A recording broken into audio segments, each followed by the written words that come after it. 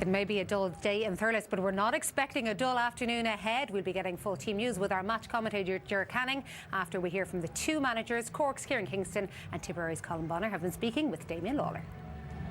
Colin, what's the last week and a half been like for you guys in training?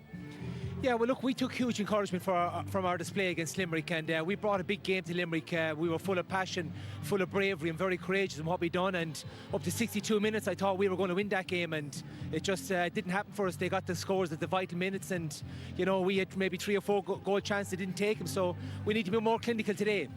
After that game, you spoke to me about the Cork game almost immediately. All the permutations, Colin, is today just about performance and getting that win? Yeah, look, we haven't distracted ourselves with what can happen outside of what's here.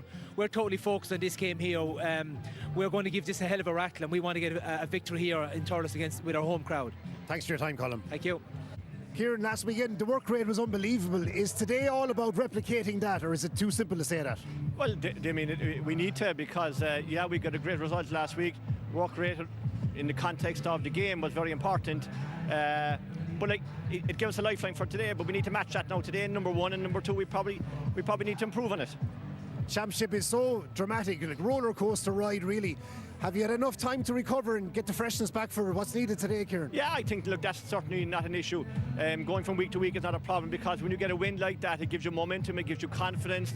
The group come back into training buzzing, because obviously they didn't after the previous 2 games, and we had 2 weeks between those, and that was probably important in recovering minds as much as the bodies for leading into the Waterford game. But certainly the week is not an issue when you have a win like that. Just final question for you. The likes of Robert Downey, Luke Meade, making a huge difference in the team. Is it just important to get a good start, get a feel for the game? The conditions are tricky enough out here also. Well, it is. Like, I mean, you're playing against the Tipperary team at home. So we know it's going to be a massive game for us. It's a massive challenge, and it's important for us to get out of the blocks. It's not to be all and in all, but I mean, certainly it would be our intention to get out of the blocks early, and no doubt it would be theirs as well. Thanks, Kieran. Thanks, Damien. Cheers. So the managers are certainly ready. Let's check on the teams. Colin Bonner's Tipperary seems certain to seize on the outside possibility of staying alive in the 2022 championship by building upon the positive aspects of their last match in Limerick. Ronan Maher remains a hugely important figure at the back, while Dan McCormack gets a recall to line up in midfield with Conor Stakelum, and back on active duty as well as Jason Ford, who missed the match at the Gaelic grounds a fortnight ago.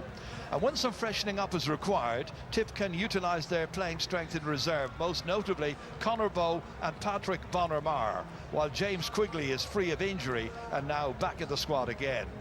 Kieran Kingston's Cork, boosted by the win against Waterford but mindful of their below-par showings against Limerick and Clare, show a starting 15 with Damien Cahalane, a late call-up in Walsh Park, in from the outset once again.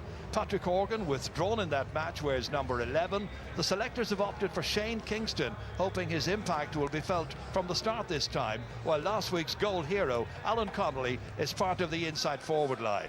On standby for Cork this afternoon will be Tim O'Mahony, who helped change the complexion of that match against the Dacia, while Ger Mellerick has returned from injury, and Alan Cadigan is another strong option should he be required. So all systems go, round about 4:05.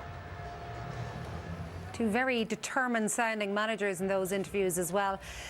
Let's talk about Patrick Horgan for a little while, because obviously he reached this great milestone last week by becoming the all-time leading scorer in Championship hurling.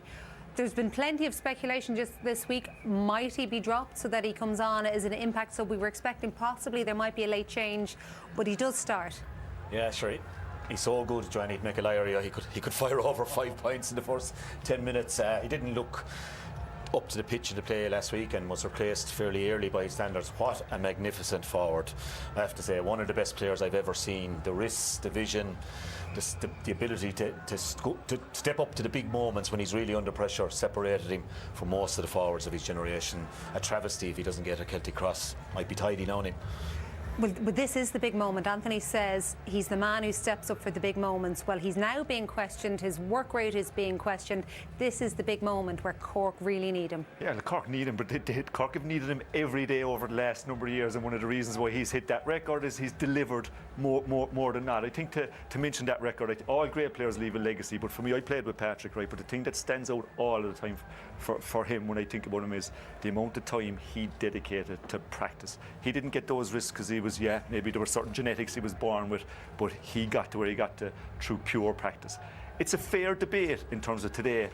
Given this Tipperary team and given the pattern that we've seen, would you be better off bringing him in at the end of the game? He could do damage in that situation, and I'd imagine that the Cork management spent a lot of time thinking maybe would they or wouldn't they, but they're obviously going for the jugular early days with him. From one grade 11 to another, you're fascinated to see how Noel McGrath will not just create space, but will tackle Kieran Joyce, who's obviously just a young man wearing number 6 for Cork today. Yeah, he's a young man and he's a very set way of playing. He likes to play deep, so he's the protector when it comes to the inside line. And I tell you, if there's one man in this Tipperary team that should stand off at your peril, it's Noel McGrath, because he will hit you. He's from distance. I mean, look, he's the easiest guy I've ever managed, and it's just he's an incredible player, an incredible guy. He's just so simplistic in his approach. He's just totally committed. He's your dream player in the dressing room. But also on the pitch, you know, in our Ireland semi-final 2010, 5 points in play off Brick Walsh, which was a massive moment in the game. The last day against Limerick, he was the one leading the line. And All Ireland, our man of the match in the All Ireland semi-final and final in 2019. Like, the list is endless. He is what you call an MVP. And if he hits 5 or 6 in play today, that's a huge step in the right direction. So again, you know, he's probably someone you keep going back to. But I tell you, he's an incredible player, an incredible person as well. He's the classic: do you stay or do you go? Yeah. When you're in the half back line. Exactly. Yeah. And Would you stick someone on him, or would you get Kieran Joyce to follow him? I don't think that's the game Joyce plays, and I don't think it's the game that Cork want to play, right? We've seen that through the lack of an out centre-back, the issues that has caused Cork previously. I think Joyce will need to hold that centre-back as much as possible, which are as much depending on the system to deal with the likes of Noel McGrath, but that's easier said than done. And Limerick, the much vaunted half-back line, a great half-back line. If there was anyone exposed gaps in that over the last number of years, it was he who showed it where they are. Just a reminder, we do have live coverage on both RT2 and RT1 of the crucial games in the Munster Hurling Championship. Remember, Limerick and Clare are already through to the final. If Cork beat Tipperary today, they remain in Championship 2022. Anything else, and it's open for Waterford in particular if they pull off a victory in Cusack Park. But with a big scoring difference swing, Liam has a big smile on his face here, Tipperary do have a chance if they pull off victory here in Thurles today. That's the game we're sticking with here on RT2, so it's time to join our commentary team, Michael and Ger. Thank you very much indeed, Joanne. Well, it's damp, it's cold and it's breezy, that's for sure, and it's the month of May, and we're looking forward to this very, very much at the 89th ever match between Tipperary and Cork.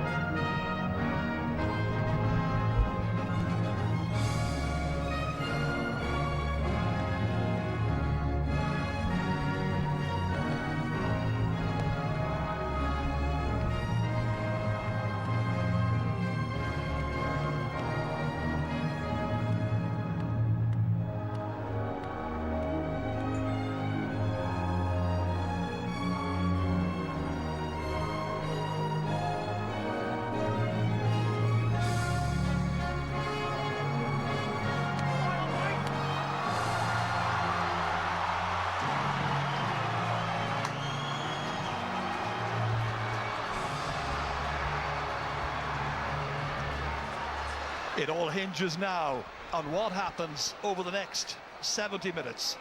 Sean Stack from Parnell's in Dublin, but originally from 6 Mile Bridge in County Clare is in charge. Tipperary won the toss. They're playing from left to right in the first half. They have the breeze at their backs. And Cork tried to get an early possession here.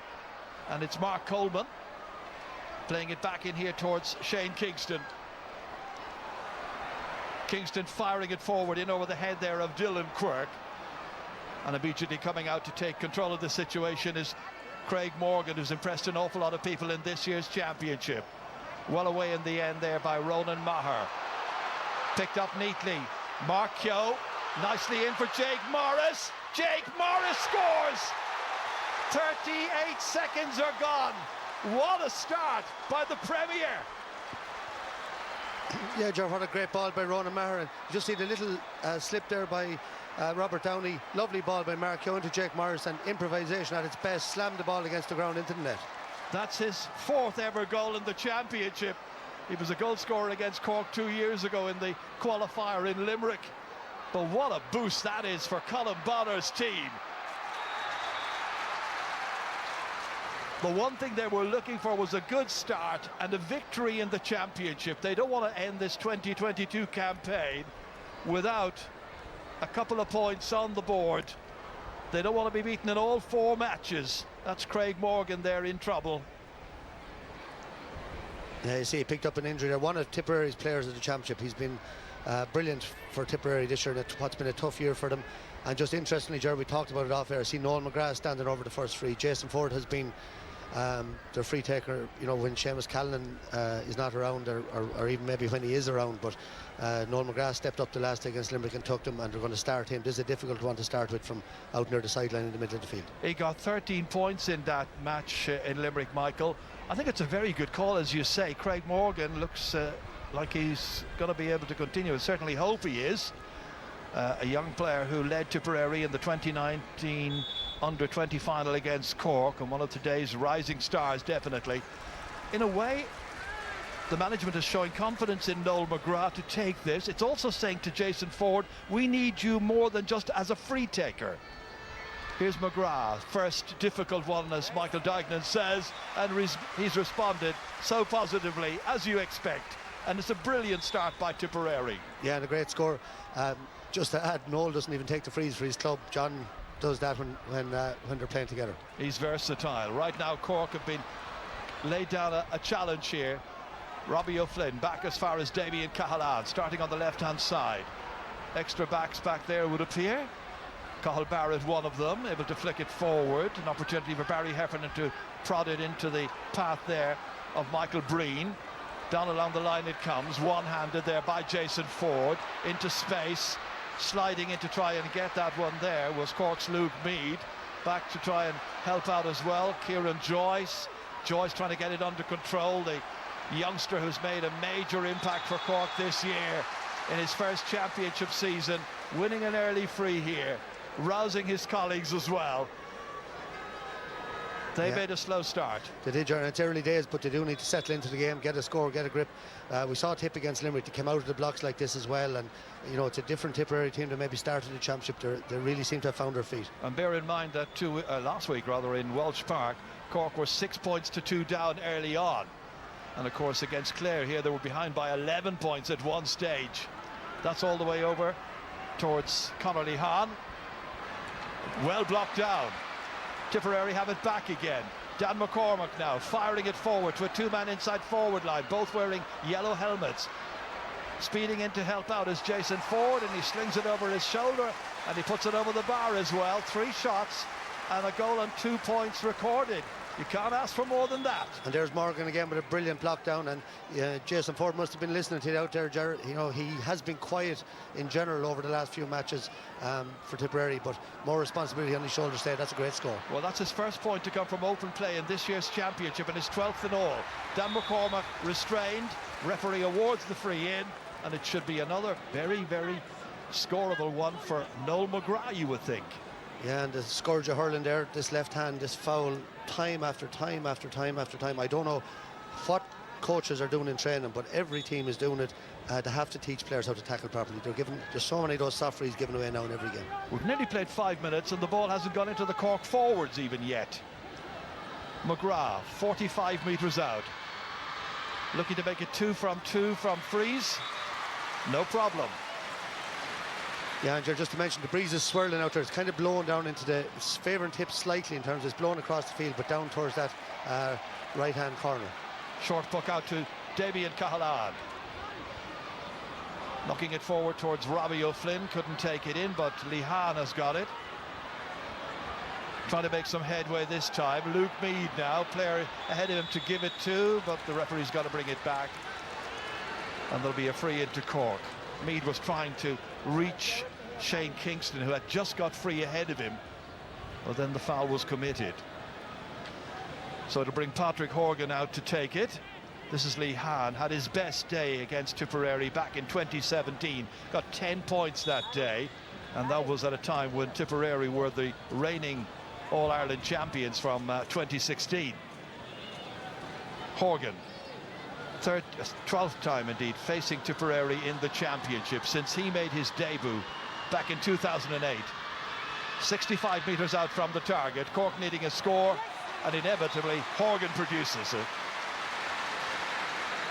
Yeah, Don Logue was talking about pressure every time you go out to play. That's what it is, particularly when you're the free taker at inter-county level. Great point there by Horgan. Might settle down Cork, and they needed it badly. Barry Hogan with Tip trying to hold on to that puck out of their own. Jake Morris's shot drifts left, and that's the first wide of the game. Otherwise a near perfect start from a Tipperary point of view.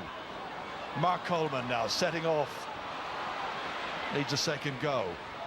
Kieran Joyce, oof, difficult one to give to Robbie O'Flynn that time. There were Tipperary players breathing down his neck, lack of experience there.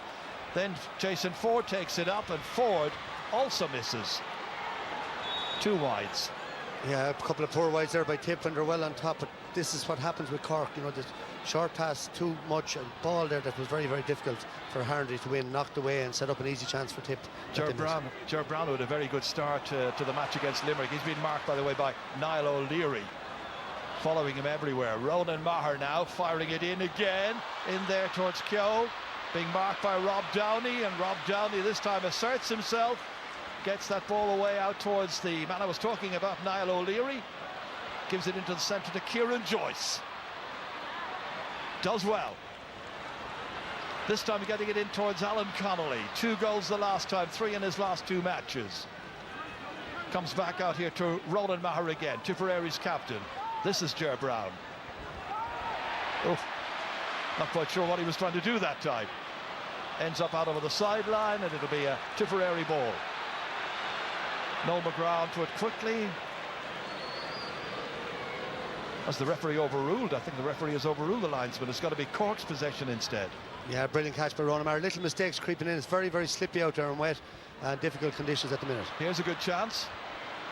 It's Lee Hahn turning in.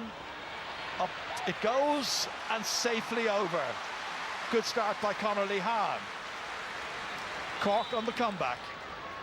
Yeah, he broke the tackle and shortened up the grip there. That's a lovely score. He's been very lively since the start of the game. Has won a number of possessions already. Barry Hogan has done very well on his puck outs during this year's championship in the last couple of games. Broken down this time. Coming into it is Seamus Harnedy, back helping. Kieran Joyce swinging it across towards Lee Hahn again. Marked by Barry Heffernan, who's going to have to get a lot tighter. Another possession for Lee Hahn, another score for Cork. That was a brilliant score, Jerry. You want to see the movement of Lee Hahn, but look at the first touch. As I said, the conditions are difficult. Barry Heffernan needs to be closer, but a brilliant diagonal ball over to him, and he looks to be on one of his really going days, and when he is a serious player. Barry Hogan facing Cork in the championship at senior level for the first time. Coming across to try and get that one there was Michael Breen. Final shot is up and over the bar, really nicely done. And it's Conor Stakelum who's got it. Man who plays here with Thurles SARS. Yeah, and he's got his chance here over the last few weeks. He's been very, very impressive, and his work rate brilliant. That was a lovely score. Rob Downey again. Towards Shane Kingston, got the stick to it. Cork lets it run back.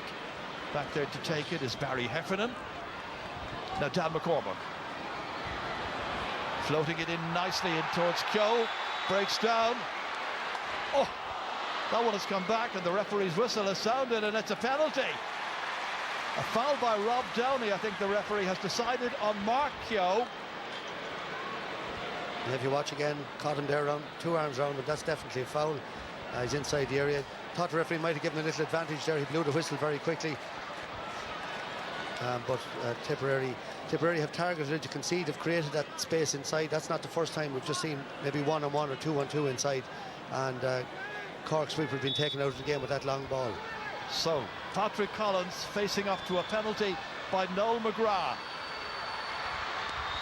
Oh, brilliantly saved by Collins. A vital save even at this early stage. Luke Meade got it out after that, out as far as Darragh Fitzgibbon, and that's away over towards Niall O'Leary. What a stop that was by Patrick Collins. Noel McGrath taking it. Ordinarily it would probably have been Shane Ford. At the other end it's Cork on the attack.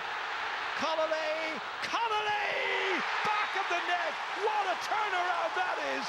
There is no stopping him. 1-4 to 1-3. It might have been 2-4 to 3 points. Sure, what a passage of play. Connolly goes straight down the middle there. He quick enough took a little touch, and what a finish to the far corner, and what a brilliant save by Patrick Collins. Connolly may be charging there, but look at the way he shortened up the grip and the power that he put into the ball. A hurl flew there as well. But that little touch that he took there was absolutely magic, and a brilliant finish.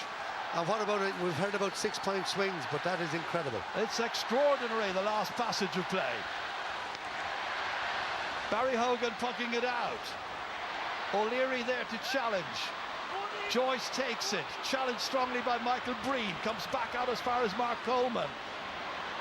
Taken down neatly by Conor Lehan, looks up at the target from the middle of the park, up into the air to level the game. He's done it! 3 from Lehan, and we've only played 12 minutes. And his movement is absolutely mesmerising Tipperary. He scored 1 point off Craig Morgan, 1 point off Barry Heffernan, and 1 point off Cathal Barrett. Their movement in the Cork forward is starting to work, and Lehan has been the key that kept them in this game. Don't forget, it's a match that Cork must win if they are to progress in 3rd place. And Jared, that save again, it was just shown there in the replay. What a save by Patrick Collins. It was a brilliant penalty by McGrath, but the save was superb. Tip by comparison, hoping to try and win by perhaps 7 points to give them a chance. Kieran Joyce, eventually dragged down, was Rob Downey. Well, just in that last passage of play there, when the referee did allow an advantage, the ball came back off the post, and then the referee whistled and gave the penalty, I believe, hit the post rather than Patrick Collins saving it. So we'll have a look at that again in a moment, I'm sure, when we get an opportunity. Here's Patrick Horgan, deep inside his own half of the field. Huge one, but going right the whole time, and that is Cork's first wide. A wide for them, 2 wides for Tipperary. Well, Tip, remember, were 1-3 ahead after just 5 minutes of this extraordinary game.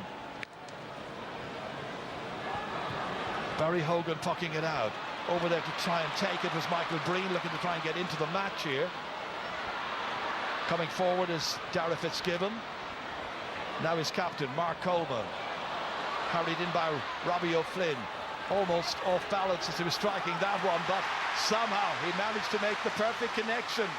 First of the day for him, and Cork lead here, 1-5 to 1-4. Yeah, good patience shown by Cork. Darragh Fitzgibbon involved a couple of times. Over to Robbie O'Flynn, over the bar. Luke Meade diving onto that one. Noel McGrath getting there, however. Looking to give the leadership. That one is drifting away from goal, and another wasted opportunity.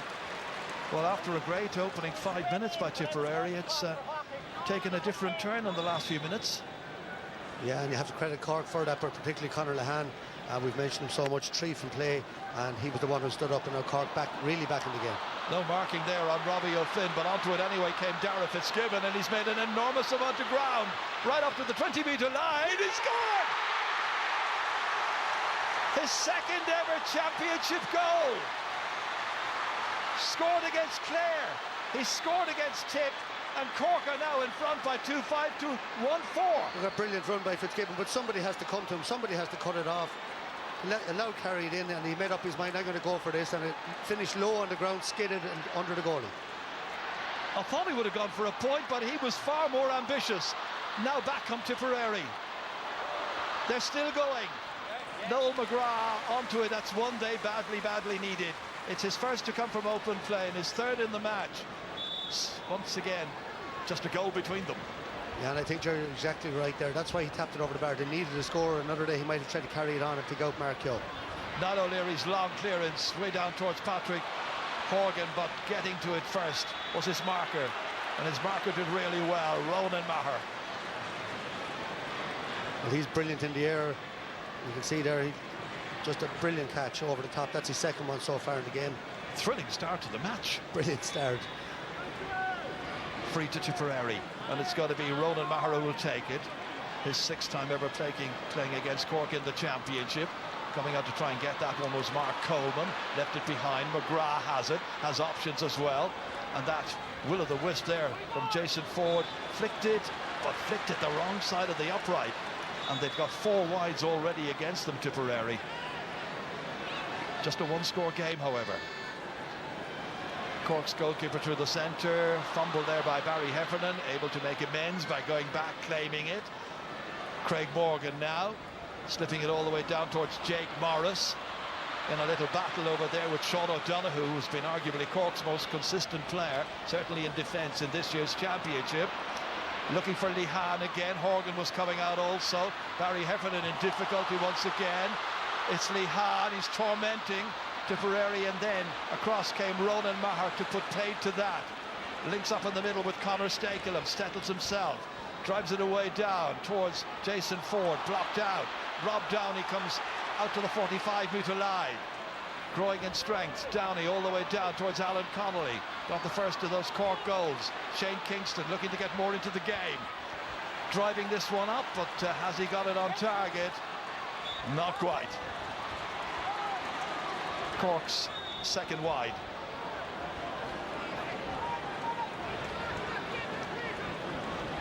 Yeah, the pace of the game, you can see some of the tip backs already. Ronan Maher was down his hunkers there. Barry Heffernan seems to be just struggling big time with Lehan, and Lehan is a great start. Should have probably tapped that one over the bar a couple of minutes ago. Lovely pick up by him there. Batted away by Joyce, but in a little difficulty. Stakelum in there trying to make progress. In the end, it is the very hard-working, industrious Luke Meade. Back to his goalkeeper, Patrick Collins. We gave him the credit for a save on the penalty, but it seems to have hit the post instead. But certainly it didn't go in. Big loss that for Tipperary at the time. A lot of time left. Mark Coleman. Diagonally across here towards 2 Cork players. 3 Tipperary men there. Cathal Barrett, one of them. Craig Morgan now. Dan McCormack driving it down again. No hanging around. And that's just too fast for Mark Keogh to get onto it, to contain. That final ball just going astray. It is, yeah, that's that breeze, and hits the ground on the wet ground. It's going to slide out. There's John McGrath there. What a big loss he is. His brother is out there doing it, however, and right now the defenders are in some difficulty back there. It's still, well, it was in play. It's now gone for a 65. Dangerous moment again. Let's have a look at it again. Yeah, Ronan Maher missed the catch there, and he's down over it, eventually knocked out for a 65. That high ball really hasn't been working into the Cork. When they move the ball out the wings and create that space for Lehan, maybe for Alan Connolly, open up the middle for the runner like Darragh Fitzgibbon's goal, but the high ball in not working for them. But they're going to be thrilled to be leading by 3 points after the poor start that they had. Not sure how comfortable Ronan Maher is at the moment. Kieran Kingston is very, very energised, I'm sure. Colin Bonner, pensive mood. Anybody's match, that's for certain. It's swinging this way and it's swinging that. Patrick Horgan with the first of the day's 65s. Breeze into his face. Looking to try and push Cork further ahead with his second point of the match. So it becomes 2-6 to 1-5 midway through this first half. Barry Hogan from Killadangan, county champions here in Tipperary a couple of years ago.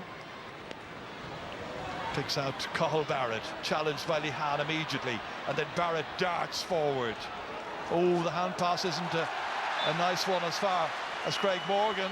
They turn it over unnecessarily. Pressure back on the Tip backs. Line ball coming up for Cork. It'll be Robbie O'Flynn who will take it. Man has struck quite a bit of terror into the Dacia defenders last week with his searing runs. In as far as Shane Kingston, hugely influential when he came on late in the first half. Luke Meade, that time it's Hardy, 5 points last week, drills it back. Kingston has a go, usually so accurate. That's another example. First of the day for him in this his 30th ever championship game. 2-7 to 1-5. Yeah, good score by Shane Kingston. Very patient again by the forwards, but they're getting an awful lot of time with the ball. To be a little short pass in a triangle like that, really you'd wonder where the Tip defender is. Keogh got the stick to that one, touched it down here as far as Ger Brown. Hasn't been a major factor in the game so far. Here's a chance. Dan McCormack linking up this time with Michael Breen. Michael Breen outside here to Keogh. Keogh trying to cut inside. Here's a real chance. Keogh, and the referee's got to bring it back, but he thought there was no advantage accruing. Gave them every opportunity. Yeah, it was a very good advantage. Just watch Michael Breen. He's fouled there. And if you watch Robert Downey, he kind of stopped, or it was actually Damien Cahalan. He stopped for a second, but Mark Keogh couldn't just free up his hands to get the shot away. And in fairness, very good advantage play there by Sean Stack. So it's got to be Noel McGrath who will take this. Already got 3 points in this game. Had he not been on the freeze, I wonder would Jason Ford have taken that penalty? I'd say he would. It was a great penalty, but it did hit the post. There's the Mayor, come on, he's got the yellow card, first one of the day. Off you go. So Noel McGrath to take this one now to eat into the lead. They've got to believe that it's still possible, and he's got 4 points already in the game. Yeah, no more Ferner allowed anymore, obviously, Jared, which I think is a crazy rule. You need to get, I know there was a bit of messing going on the field with lads, too many lads coming and going, but it's very difficult to get a message out there. Dylan Quirk now did well when he played in midfield against Limerick 2 weeks ago. Stakelum, nice effort, but it's going to drop short. Patrick Collins able to take it.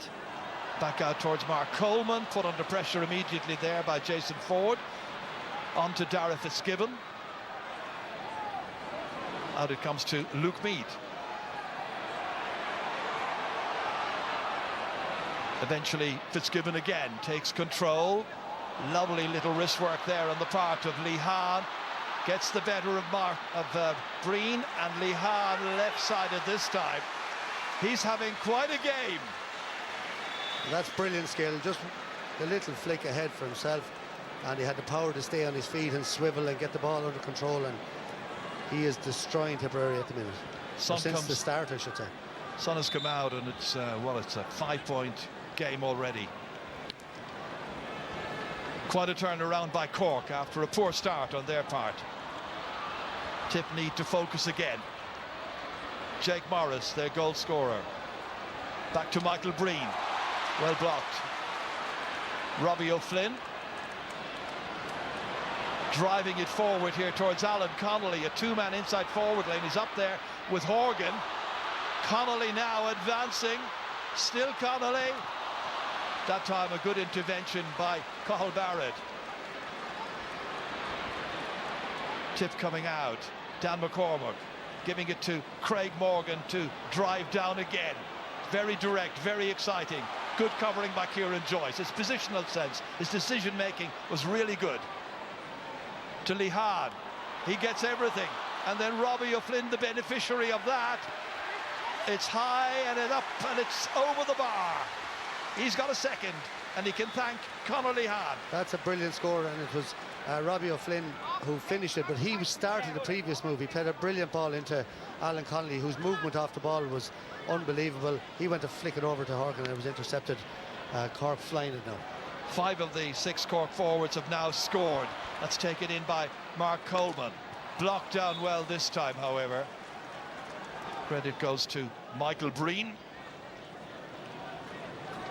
Well, after that great start by Tipperary, their goals so early on, 38 seconds by Jake Morris, and then those scores by Noel McGrath and Jason Ford. And here's Alan Connolly. Look at this.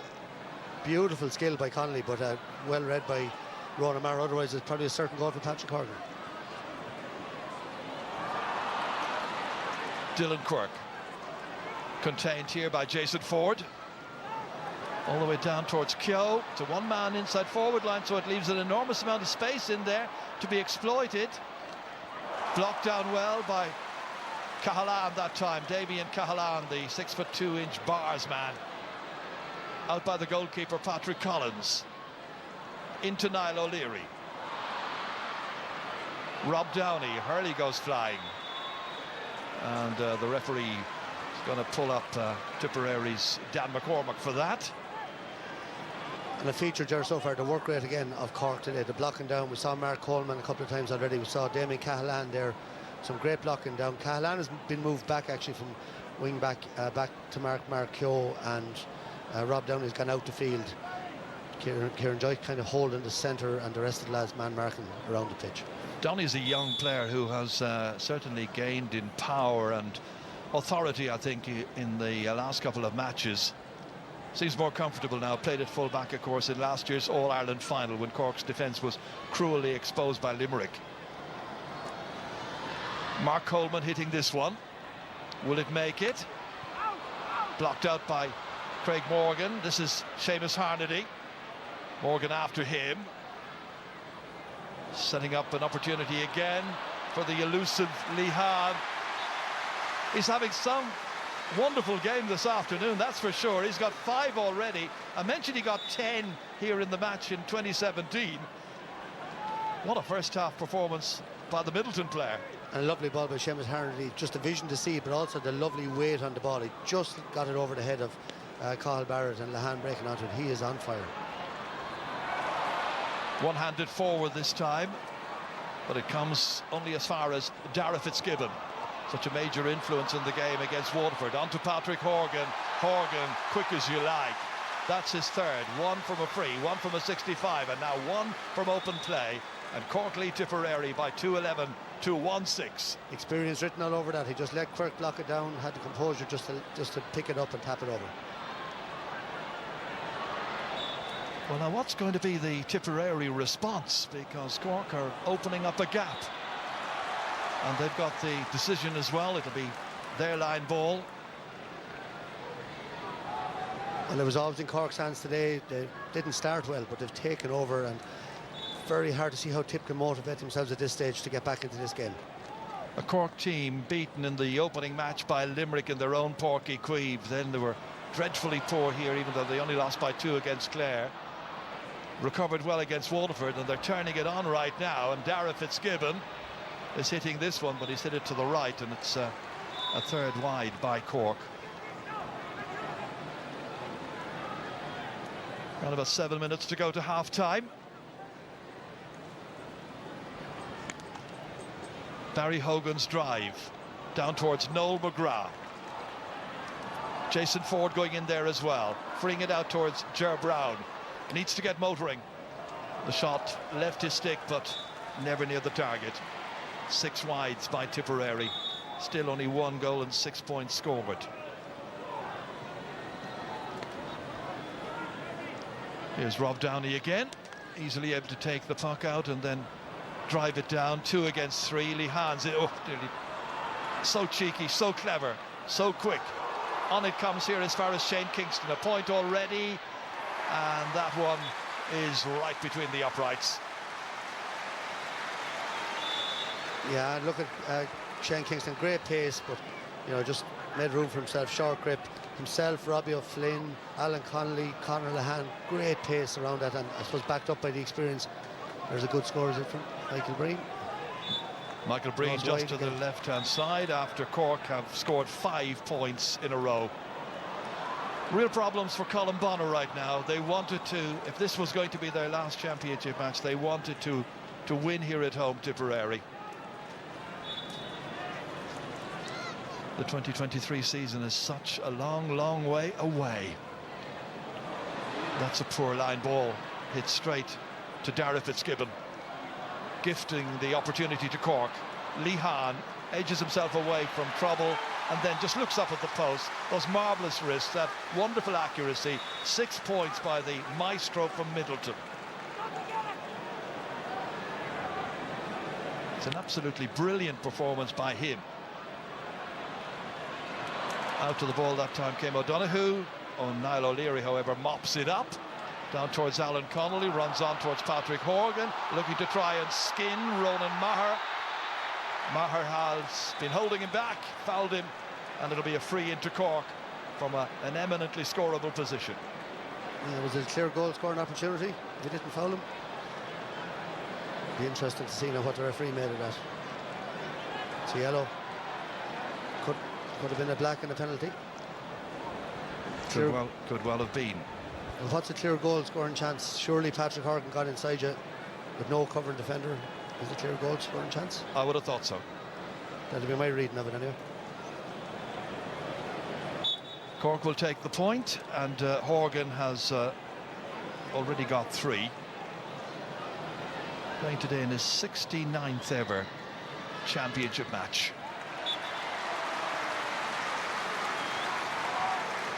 And the way this is going, he may well be on for his 70th in a week or two from now. Kieran Kingston probably delighted. Barry Hogan's puck out. Going towards that left side. Ford comes across to try and take control. That's good play by Jason Ford. Really good play. Determined play by Ford. They need that kind of leadership if they're to get back into this contest. Yeah, great touchdown. He's been lively, but they've been shooting and forced to shoot from out in the wings and hit some poor wides. And if they're going to need much more from a lot of the players, there's very, very few of them playing well. Cork ahead by double scores. Seamus Harnedy, poor touch by Barry Heffernan. Harnedy given a free go, and he's missed it. From the St. Itis Club, or Itis Club in East Cork, down near Gertrude. Cathal Barrett sending it down towards Jake Morris. Needs to get on the ball a bit more. Inside here to Noel McGrath. Back to Morris it comes again. And that one strikes the post and comes back. So they've hit the post twice now. Sean O'Donoghue. Way out towards Seamus Harnedy's wing. Struggling to keep it in play, however. Yeah, lovely bit of play there between Noel McGrath and Jake Morris, and really Jake should just tapped it over. Good reaction there by Sean O'Donoghue again. Cork fans in the majority, I think, around Semple Stadium today, Michael, and I think they're just sitting down there enjoying it.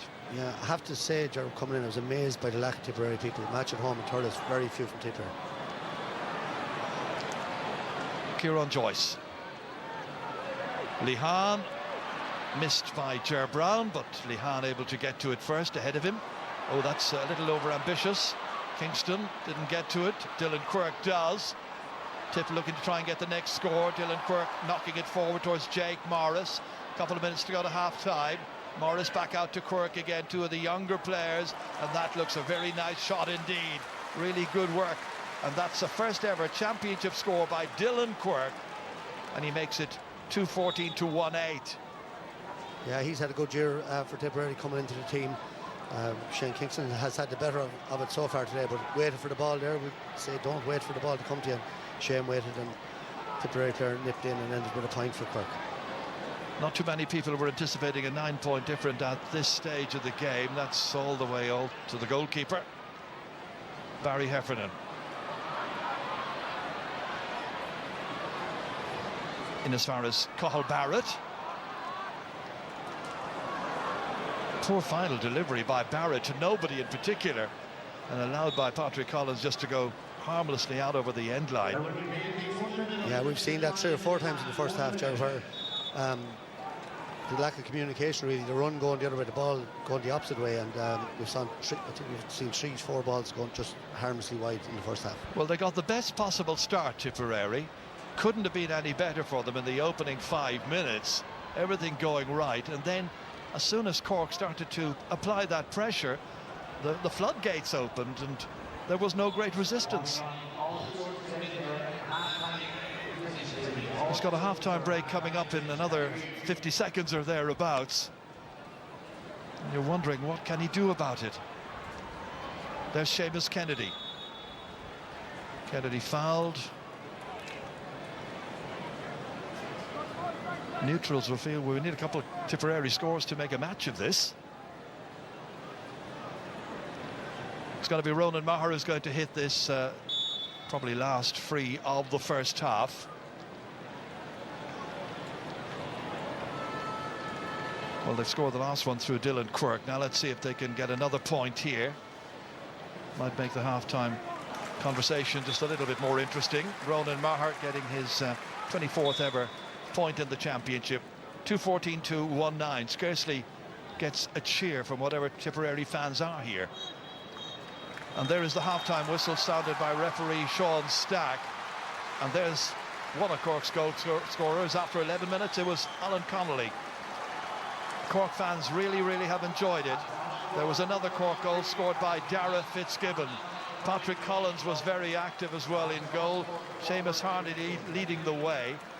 After Jake Morris scored the first goal after just 28 seconds for Tipperary. It's Tipperary 1-9, but it's Cork 2-14. A lot for Joanne and the panel to discuss when we come back.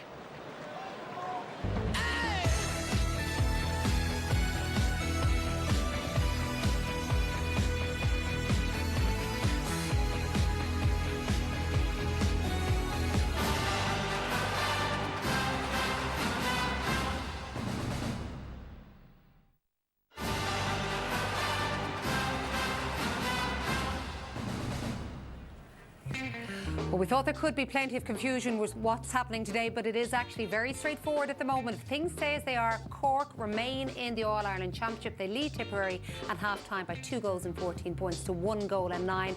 And Clare are well ahead by 13 points of Waterford down in Ennis as well. We'll get to that in just a moment. But let's start what's happening here in Thurles. Cork knew what they had to do, but Tipperary got off to this incredible start. Dream start, Joanne, from a Tipperary point of view, not from a Cork point of view, obviously. Rob Downey, you can see here, you always want your inside men attacking, but also you want them paranoid, right? But if we look at this from behind the goals, a couple of key points here. Ronan Maher, watch him lifting his head. Liam flagged this before the game. Also, we flagged Joyce will be covering the space, so he must try and avoid Joyce, but no better man to do it. Like we said, freaking Rob Downey, but the key thing here, Jake Morris, once his defender Niall O'Leary's not watching him, it's almost like a replica of the goal in 2020 that Morris got in exactly the same way. When he recognised his defender wasn't watching him, he knows that's the time to go. Other aspects here, one-handed finish, but Patrick Collins got a lot on it and was unlucky. But that one-handed finish is a thing you're going to see a lot more in the game, I guarantee you. Tip, and they look really strong. You were feeling really positive about them, but there was a very clear turning point. It came early enough, and around about the 11th minute. Yeah, it did. You know, at this stage, they're 1-4 to 3 points up, and you know, Mark Keogh has really been a handful on the edge of the square. He done really well earlier on, and I don't think there's any question like that. He drags him down. It's a penalty. Yeah, Noel steps up, and it's him or Jason Ford, but he's been hitting him. Great shot off the post. Sean O'Donoghue's intervention there, John. He just dived so that the tip man couldn't get onto the ball. Again, they work it very cleverly from here. And it's like as if the ground was deflated all of a sudden, because it could have put Tip 7 points up, and if you're Colin Bonner, you'll be getting fair excited with the scoreline from Ennis. So, but they turned it around. Robbie O'Flynn, one of the best. Connolly, though, a lot of players would have taken their point there, Joanne. Nothing in his mind, only a green flag, and it just deflated the Tip crowd. Rebels is all we could hear. You can see the movement. Gets the pass back inside. He's nothing in his head. Plenty Tip fellas around the play. And I think critically as well, Anthony, that's his 4th goal in this championship. He got 2 goals last week, and we're talking about a team that's out of the championship because they can't get a goal. Having a guy like Alan Connolly in your inside line is a massive lift for a team, because as you said, if he smells a goal at all, that's what he's going after. Yeah, and Tip only got about 2 points in the next 18 or 19 minutes. Yeah, there were 2 unbelievable finishes to goals we saw there, and a third one still to come. And you did, all 3 of you mentioned that Tip were susceptible to conceding goals, and Cork showed that as well. Yeah, they did, and we spoke about this guy before the match, you know, Dara Fitzgibbon. The last person you'd want on coming onto this ball from a tip perspective is Darragh Fitzgibbon, because as soon as it's nearly a carbon copy of the run he made, but this time the ground opens up. Waterford swarmed him and he got a low shot, should have been saved, but he got in there and he's seen the chance and he made no mistake. And I think at that stage that was a huge score, and on a day like today, if it hits the ground, it's a hard shot to stop, but 9 times out of 10 you'd be expecting that ball would be coming back out, but he went for it. It was shades of Kyle Hayes about it. Someone has to come. Thanks, Anthony. I know, but someone does have to come out and right. make up his mind for him that he has to pop a point, because you let him in. And he was bold enough to know the conditions, as you said, and take a chance. Oh, it's what we highlighted beforehand. Like, look at all the Tipperary defenders that were there. Alan Connolly was going against 4, right? But then from that point of view that you're highlighting, was it 6 defenders that they had?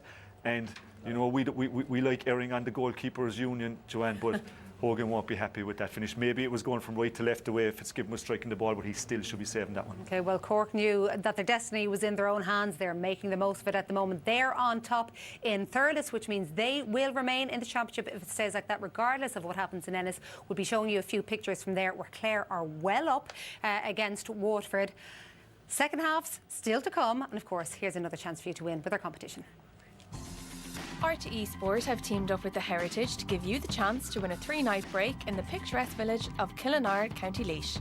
You and a guest will enjoy a 3-night stay in a deluxe room at this sophisticated hotel, complete with breakfast each morning, dinner on one evening in Blake's restaurant, and afternoon tea also.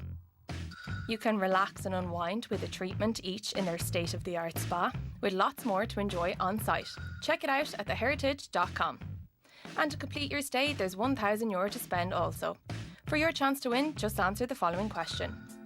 Which of these are the current All-Ireland Senior Hurling Champions? Is it Laois, Limerick or Louth? To enter, call 15 17 71 71 74 or text the word GAME followed by your answer and name to 57117.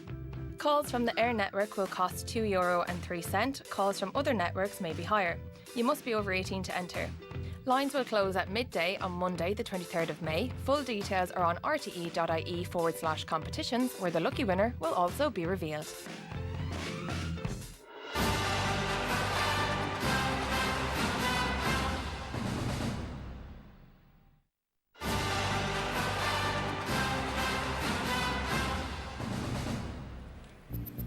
Just over 27,000 people, it seems mostly from Cork, have watched the Rebels open up an 8-point lead at half-time over Tipperary in this final of the round-robin matches in the Munster Championship. Cork, if it stays like this, are progressing in the championship. Not that it really matters if it stays the way it is in Ennis, because down there, Clare have opened up a 13-point half-time lead over Waterford. They got 2 goals in the opening half. The first is this one coming up from David Reedy. You may notice there's no tie to Burka covering, but we'll get to that in a little while from a Waterford perspective. The second goal was another good one, and it came via David Fitzgerald as well.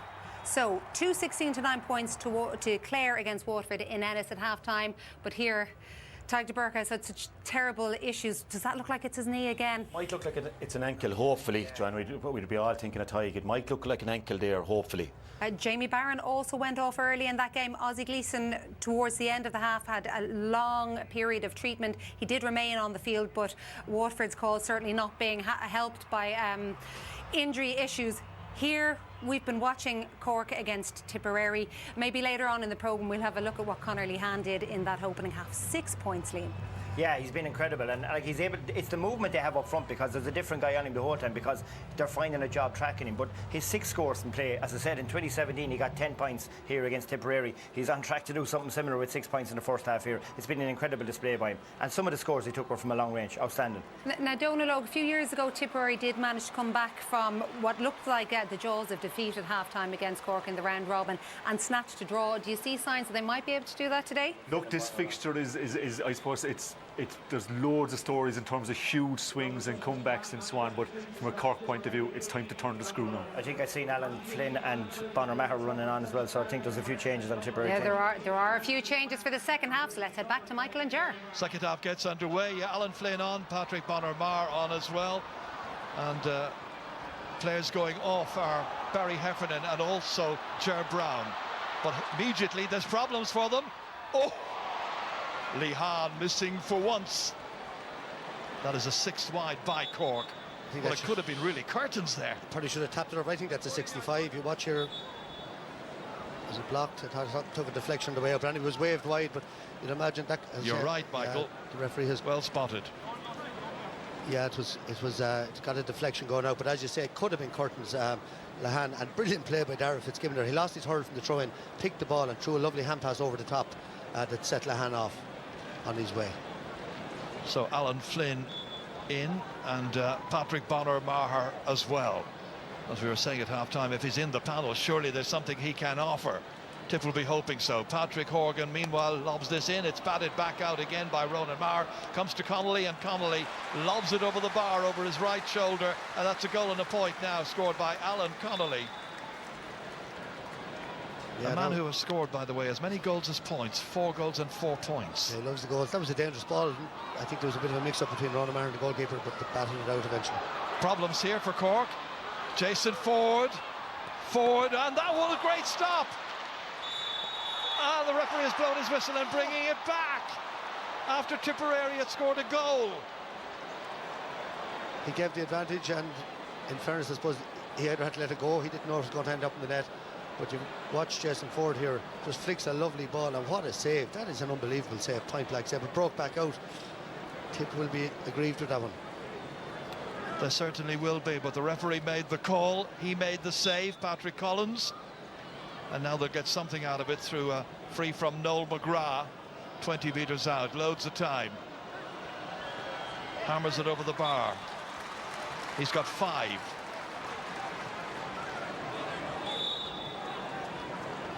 So that's 3 points, 2 before half-time by Tip, and that one there. They were behind by 11 points at one stage during the first half. Dan McCormack racing across. Again, the referee's whistle sounds, and it's going to be a free into Cork, and Shane Kingston limps away following that challenge. Cathal Barrett in difficulty as well. Yeah, he looks to have a hamstring issue. And Shane Kingston did really well there. That was a difficult ball up the wing, and he got down over it and trapped the ball, and he lured the defender in over him and won the free. But Cathal Barrett certainly looks to have a hamstring issue. 28 years of age now. Cathal Barrett looks to have been playing for quite a while. They're preparing James Quigley. Remember, he went off in the match against Clare here early on. Hamstring problems, we think, causing difficulty for Cathal Barrett. That was Shane Kingston grabbing that one.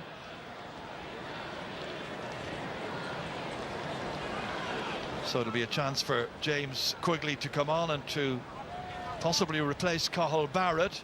Barrett, who first played against Cork in the 2014 championship. It was the All-Ireland semi-final in Croke Park, and Tip scored a very big win that day. Sure, he'll want to play on. Free's been taken, and it's gone up and over. That's 5 points now for Patrick Horgan. 216 to 110. Out it comes as far as Alan Flynn. First touch since coming on here. Cathal Barrett's definitely gone. He doesn't want his ball back to him, I'd imagine. Well, he's got it from Jake Morris, but he can't continue. He's hobbling there. Got to take him off. Big loss for Tipperary. Went off Mark Keogh in the end, that one, but Cathal Barrett's going to have to be replaced now. They'll have to do a bit of rejigging.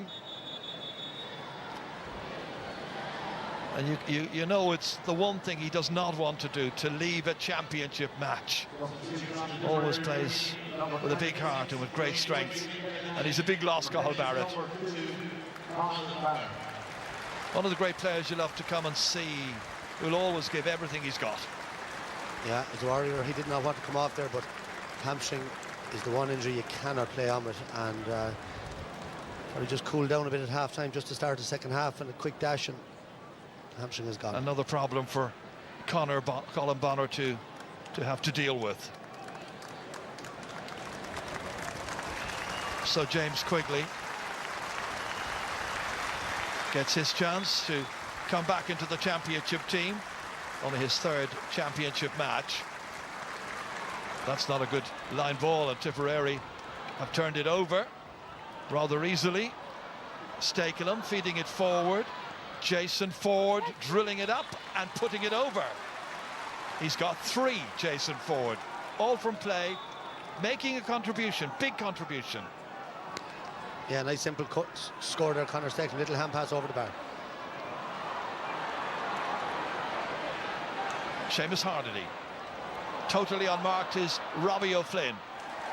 And that's a quick reply. 3 for O'Flynn as well. Yeah, that's the suspicion you get with this game, even though, you know, we have seen comebacks before from 8 and 9 points. You just suspect that the pace of the Cork forwards is going to keep creating those simple chances. Craig Morgan in over the head of Rob Downey. Joyce going across to try and compete for this one, but Mark Yo's got there first. Lovely ball inside here. Stakelum runs into his own man. Lost the momentum. Back it comes. Finished off brilliantly in the end. Jake Morris. Goal on a point by Morris. Tip coming out to make a big fight of this in the second half. That's the impression you get. Luke Meade can't take it, and here's Lee Hahn deep in his own half of the field. Kieran Joyce dodges around Noel McGrath. Mark Coleman. No Hurley. Dara Fitzgibbon gets away from Stakelum. Shane Kingston is free, menacing as ever. Goes or tries to go through the eye of a needle, leaves the ball behind, and that's enough for Tip to manage to get that one away through Alan Flynn, and forward eventually towards Conor Stakelum again. And there's a lot more life and dash in Tipperary already in these early minutes of the second half. Patrick Collins getting it way down towards Alan Connolly, taken by Ronan Maher. Slipped back out here, not the ball that Seamus Kennedy was hoping to get. Dylan Quirk into Forage as well. Referee allows it to play on, out to Conor Lee Hahn. Lee Hahn takes possession, and deadly accurate as usual. First of the second half, seventh of the day. Yeah, and Shane Kingston is down injured, but that score is all about the work rate of the Cork forwards. We've talked about it in the first half. We saw it against Waterford last week. Huge change in the intensity of the Cork forwards tackling. They forced the turnover, and Lehan knocks over his 7. But Shane Kingston took a very heavy knock going through here. You watch it here. Ronan Maher came with the shoulder, and when Ronan Maher hits you, you stay hit, as the man says. 2 points in the first half scored by Shane Kingston. They were preparing and are still preparing. Tim O'Mahony to come in. Alan Flynn. Forward once again here, dropped by Downey. Down it comes. Missed by Ger Brown, collected instead by Mark Coleman. Uses his goalkeeper. Already on the move is Sean O'Donoghue. Here he is. Space in front of him in which to manoeuvre down towards the #1 target this week. Lee Hahn back to O'Donoghue again.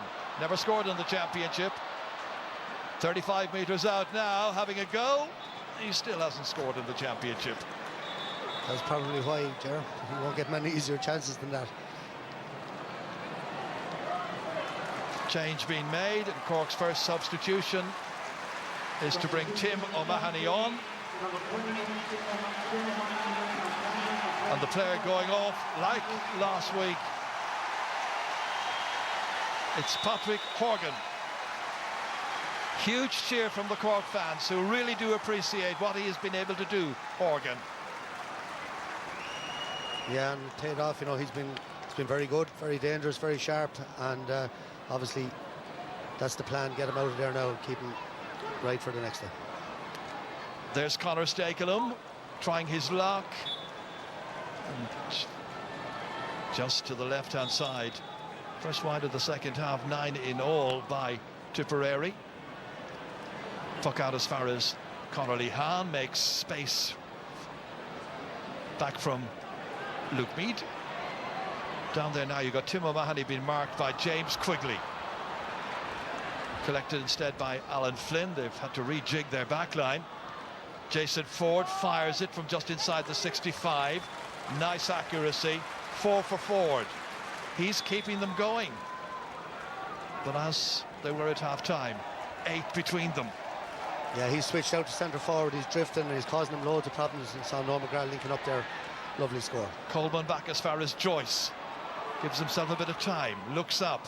That's not what he was trying to do. Give it to Jake Morris. Now Bonner Marr. Back from Flynn. Dan McCormack withstands the challenge, drifting away right, however. Second one gone wide by Tiff in the second half, but I don't know why the referee has gone in. Yeah. It's going to be a free from where the ball lands, yeah. 20 metres out, that late foul on Dan McCormack. The Cork just gone a bit sloppy, and in hurling, you know, things can happen very, very quickly. A goal goes in, and just see the last few balls they got, Conor Lahan tucked one away, and, you know, just maybe creeping back into some of their old bad habits.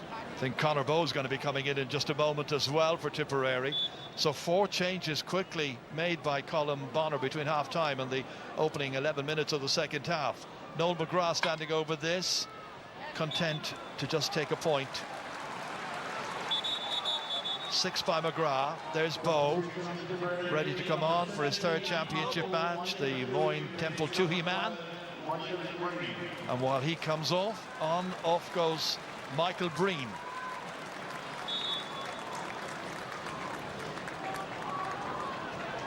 Patrick Collins giving the signal that he's ready for the puck out here. No short ones this afternoon by and large by Cork. They've gone long, drilled them all the way down into that corner. A recovered Shane Kingston able to get to it. Feeds it in low to Tim O'Mahony, an intriguing ball in there. Taken, however, by Kennedy. Uses his goalkeeper, away by Barry Hogan. Further away by Ronan Maher. Into the mix. Broken down by Rob Downey. Downey goes after it, pursued by Noel McGrath. McGrath gets the stick across, but in doing so fouls the 22-year-old from Glen Rovers. A puzzled look on the face of Noel McGrath. Just might have been a hand on the back, was it? Just a left hand across. Just a bit of a tangle, but we haven't seen that intensity, Jared. That real, you know, a couple of times, a little bit of hard run on Maher's shoulder, but you know, seem to have plenty of time in the ball and just lacking that real championship hunger at the minute. Free to be taken by Mark Coleman. Scored twice in Welsh Park last week. Much more assertive. And that's a fine shot. Really well struck free. Keeping Cork that bit ahead the whole time. A comfortable distance, a comfortable lead. That's a very poor puck out this time by goalkeeper to Shane Kingston.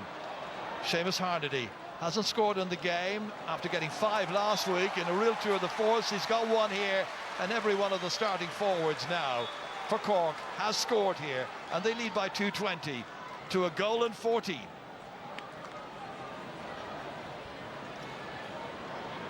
Bonner Marr under this one, but so too is Niall O'Leary.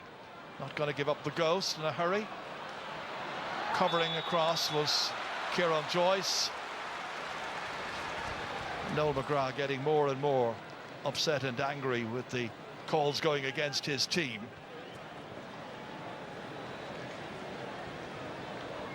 Joyce limps away from that and has really settled into the troublesome number 6 position for Cork. It'll be Coleman to take. 14 minutes into the second half. Tip haven't done enough just yet to really make life really awkward for Cork, who had that 8-point lead at half-time.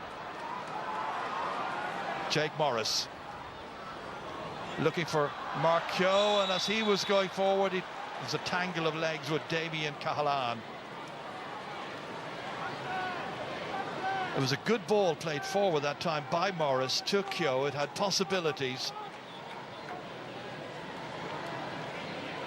Well, the possibilities now will be turned into a probability of a score here for Noel McGrath, the free taker today.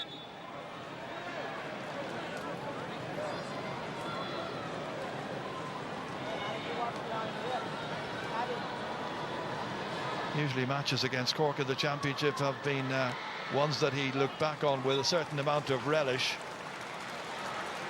Cork only winning 2 of the last 11 in which he's been involved. Patrick Collins, long puck out, down towards the opposing D. Missed there by Alan Flynn. 4 Cork players there waiting to pick it up. From O'Flynn to Harnedy, and Harnedy strike. And the referee's going to bring it back. More target practice for the free taker. This time the free taker will be Conor Lehan in the absence of Patrick Horgan. And that's Alan Flynn down in his hunkers there. Yeah, Jaron, I was just going to say there before that Conor Lehan has been quieter in the second half. I think that's down to the way Tips have set up. Alan Flynn has sat back there and helped the half back line. Jake Morris has come out to wing forward. Jason Ford has come to centre forward. They've rearranged their team. But then Seamus Harnedy has come into the game, and Shane Kingston has been lively. So, you know, maybe Lehan has enough done for today, and it just looks like the game is just petering out. 8 points his tally. Missed all of last year's championship. Wasn't part of the squad. Has been seen as something of an enigma on occasions, able to play with absolute brilliance, and then there are other days when he's not seen to full effect. But he's certainly doing his stuff down there this afternoon, that's for sure. Kieran Joyce. Back to Patrick Collins. Bypasses midfield, goes straight to Lehan. Plays it off beautifully to Seamus Harnedy, and Harnedy in full flow. And they are making it look now ridiculously easy. And that is hard to say in what should be a tough championship match here in the home of hurling against Tipperary. Yeah, it was lovely score at the same time. Jared Patrick Collins with a super ball, lovely 1-2, great hands, and great flexibility there by Harnedy to get down and take that. Brilliant catch this time. Once again, it is Jason Ford justifying his return to the Tipperary colours. He's got 5 points now. That's a great score, and Jason Ford, a brilliant hurler. Just look at his eye there all the time. He's timing to whip that out of the air and then down, balance over the bar. Cork come looking for more. Quigley in a spot of difficulty. Alan Connolly, so strong, so forceful. Lehan, stop this time. Barry Hogan. 3 against 2. Cork players dominating. Niall O'Leary, blocked this time by Jake Morris. Hand passed into Luke Meade. Blocked down again. Noel McGrath looks up, sees the optimum place to try and place this one. Saw the run of Mark Keogh, but Mark Keogh couldn't take it in his stride.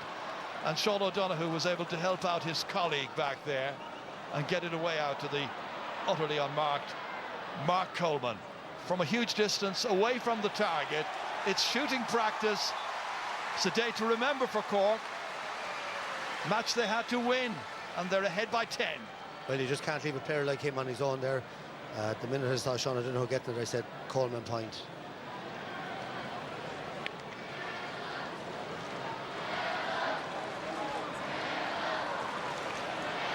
Rob Downey, shouldered. A very willing Conor Lehan, or not Conor Lehan, Conor Stakelum this time for Tipperary, putting in the hard challenges, but not to the referee's liking.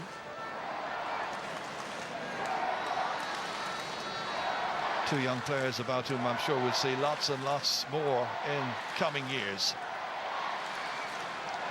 Cork fans in full voice. The Rebel chorus in Semple Stadium. That's nicely across as far as Shane Kingston, able to get away from Dylan Quirk, but misses this time. Second wide of the second half, and that's 7 in all by Cork.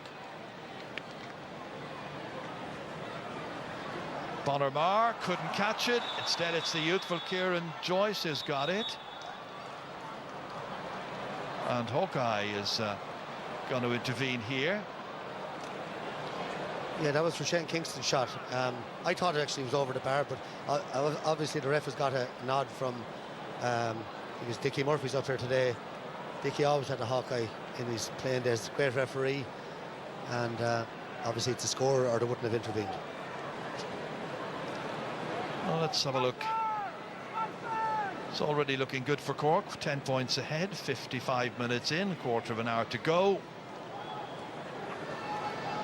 And Hawkeye having a look back. Right, Hawkeye, what's the story? The ref has it in the book already. It's another one. Shane Kingston with 3 then. And it's 224 to 116. And it wasn't a wide the last time, so they're on 6 wides. Here's Bonner-Marr, who seems to be saying enough of this. Let's do something about it. Storming forward, hauled down just outside the 20-metre line. Yeah, what a servant he's been to Tipperary over the years. See him clearly fouled there, trying to get the hand pass away.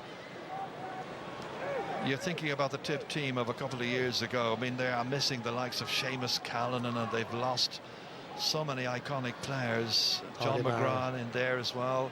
Tough call for Colin Bonner to try and match up against Cork. Well, it's rebuilding time now for Tipperary. You know, they've had some of the greatest Yellow players. card. Paddy Maher, Seamus Callanan. Noel still playing very well, but coming near the end, Bonner Maher, Brendan Maher gone this year as well. You know, huge players in any era, and a very, very difficult men to replace. Luke Meade gets a yellow card, and he's going to be replaced now by another up-and-coming young player, Tommy O'Connell, a UCC student from Middleton. Came on last week as well.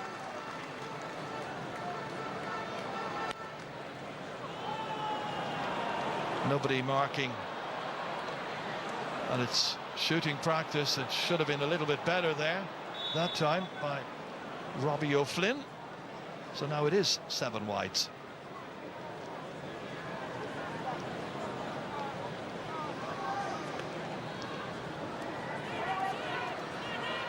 Out to James Quigley.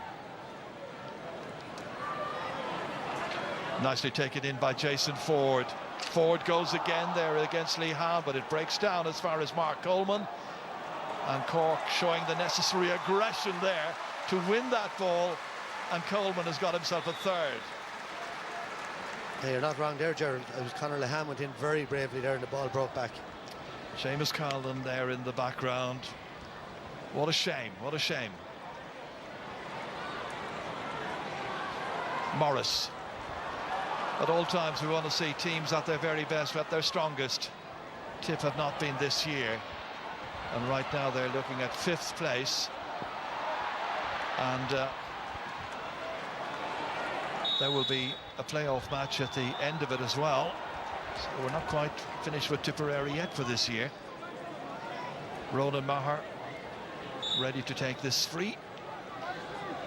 A strange day today, Joe. You expect maybe more from Tip, a lot more from Tip, a lot more from Waterford below, and Ennis. They're getting well beaten down there. Dan McCormack, Jason Ford. Over into the corner looking for Noel McGrath, but taking it down, a commanding figure there. Rob Downey. Tip have it back. Dan McCormack. Free in with a foul on Dan.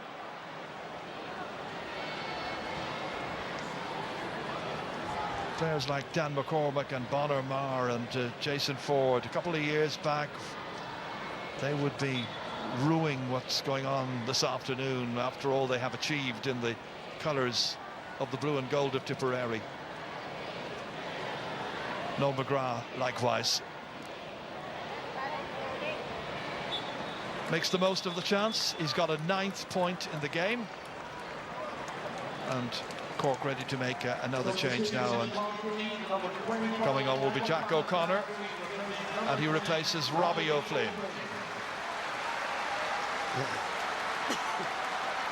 Excuse me, Robbie O'Flynn has done very well.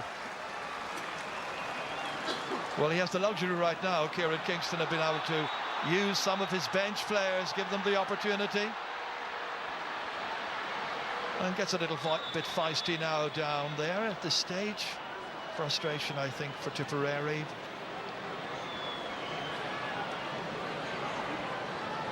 Referee with the notebook out. We've seen him give a yellow card to Luke Meade a little moment ago, and Alan Flynn now being spoken to. Just about 10 minutes remaining. Quick explanation. He's got a red. Bad enough. Tip now playing with 14. Flynn comes on at half-time and dismissed after 25 minutes of the second half.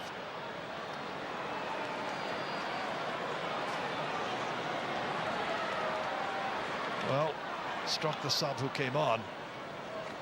That's the view of the referee, and the referee, Sean Stack, unceremoniously flashing the red at him.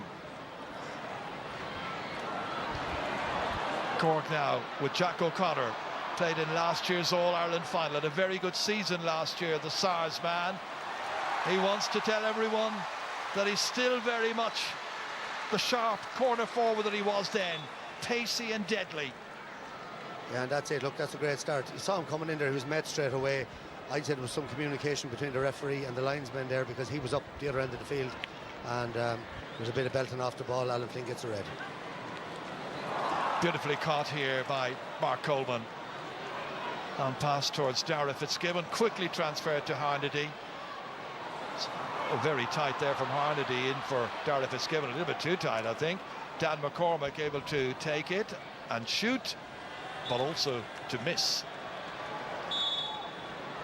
10 wides now at this stage.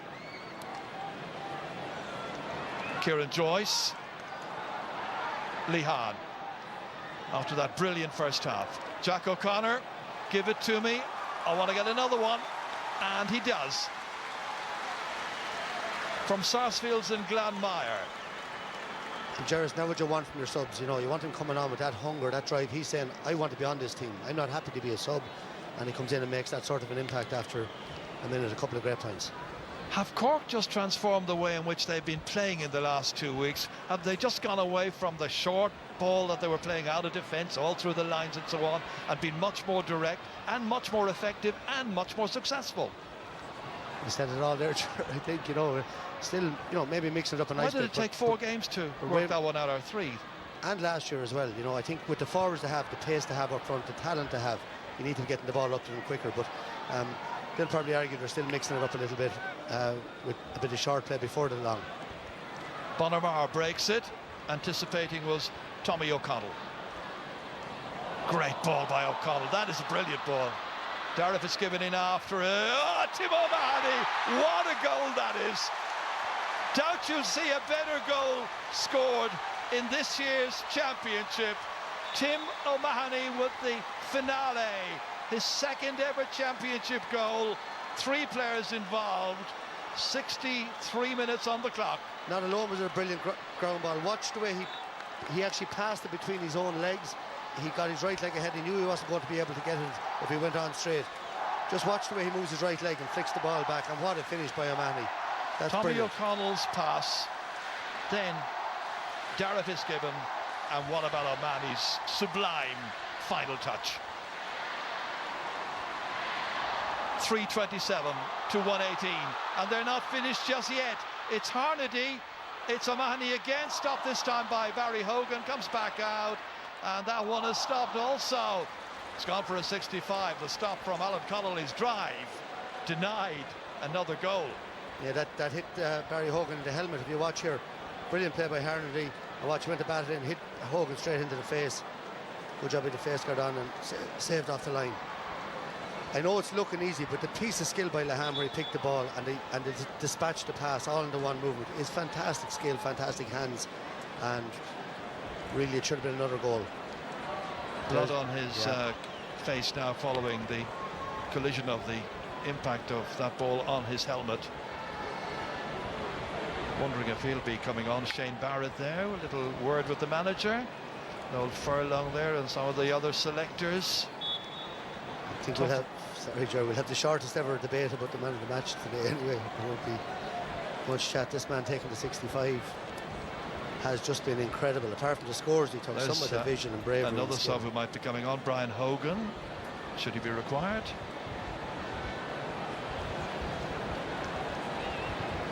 Anyway, here comes Lehan, Michael. He's done very few things wrong in today's game, and an awful lot right. Ooh, missed that one.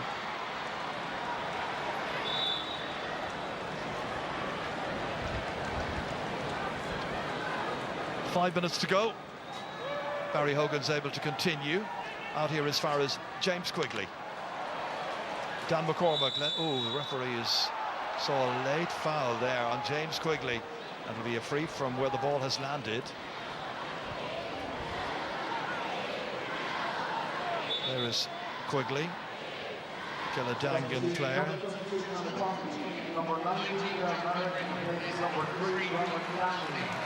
19 is Cher Millerick. Going off Rob Downey. Yeah, George, 329 to 117 in Ennis at the minute as we speak. To Clare, 6 changes from the starting team. No Tony Kelly, no John Conlon. So Tipperary and Waterford are going to be very, very disappointed the way they've maybe exited the championship. Nobody minds getting beaten, but disappointing displays, to say the least. Noel McGrath ready to take this. That's 10 in the match for Noel McGrath. Another change about to happen. It'll be Garroyd O'Connor will be the last sub, I imagine, for Tipperary. And the linesman has the flag raised on this near side, even though Jack O'Connor is racing away towards the tipped goal. Garroyd O'Connor will be the next in. UL student, a man who got himself on the higher education team of the year. Played extremely well in that competition in the Fitzgibbon. There he is, waiting for his opportunity. Dylan Quirk about to line up the sideline cut. Breaks down to Ford again, and as he was trying to get that ball under control, he was being tripped. Even on a badly beaten team this afternoon, Jason Ford has still shone. There's a yellow card against the name of Damien Cahalan. Free taken quickly, comes out to Mark Coleman.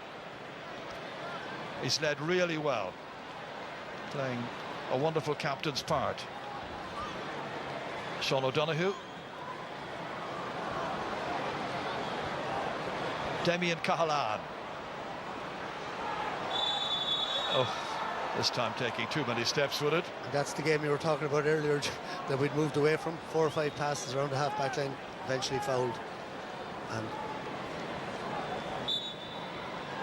well, when it comes off, it's great, but as you say, they are trying to mix it. Doesn't really matter now at this stage. Noel McGrath trying to add to his personal tally. It's about as much as he can hope for on a bitterly disappointing afternoon for him and for the team. So on comes Garroyd O'Connor. He's been a winner in the past at underage level against Cork, and comes on to replace Dan McCormack. Get the feeling that as we head in to the rest of this year and towards next year, that Colm Bonner will be changing the team around quite a bit, and it will have a much more youthful look when Tip come back as a hurling squad in 2023. Probably building upon those young players who excelled at under 20 and under 21 level in those 2 finals in 2018 at under 21 level and in 2019 at under 20 level. Of course, they beat Cork, and I think I was counting the other day, about 10 of today's Cork team in action here would have played against Tip in those finals. On they move again. Shane Barrett, Tim O'Mahony. That's a goal and a point for Tim O'Mahony. Yeah, Ron O'Mahony, I think, down injured on the far side of the field as well after that. And you mentioned Jason Ford, you know, had a super game for Tipperary, and Ron O'Mahony, the other one to me that really stood up and were counted today. And Noel McGrath obviously trying as hard as he always does, but a lot of disappointing performances around the field after that. Final couple of moments here at Semple Stadium. Not a game that Tipperary fans will have any kind of happy memories of. About 5 minutes, indeed 5 minutes of added time about to kick in now when we reach the end of the 70. Noel McGrath required again. He's been very busy on all these frees, and question will be asked afterwards about Cork's defending and the concession of so many. And that is 12 points in all that Noel McGrath has got out of that tally of 1 goal and 21. after the opening 5 minutes, Michael, hard to believe that this is the kind of game that it turned out to be. It is, and on those frees, I just think Cork took the view after half-time, if we don't concede goals, we're not going to lose. So they were happy enough just to give away the frees 40, 50 yards out. Tim O'Mahony gets there ahead of Craig Morgan, flashes it across the goal, beyond Alan Connolly, chasing over there to try and get to that. Garroyd O'Connor gets a little touch ahead of Seamus Harnedy. Nice to see a bit of ground hurling creeping in today. Created a great goal chance and nearly another one there.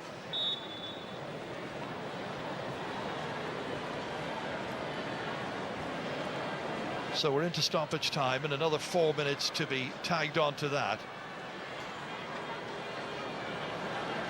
Dylan Quirk. Caught. Bonner Marr, like old times. Can he score? Yes, he can. Patrick Bonner Marr gets another one. So it's a 12-point game. Sean O'Donoghue looking for Tim O'Mahony again.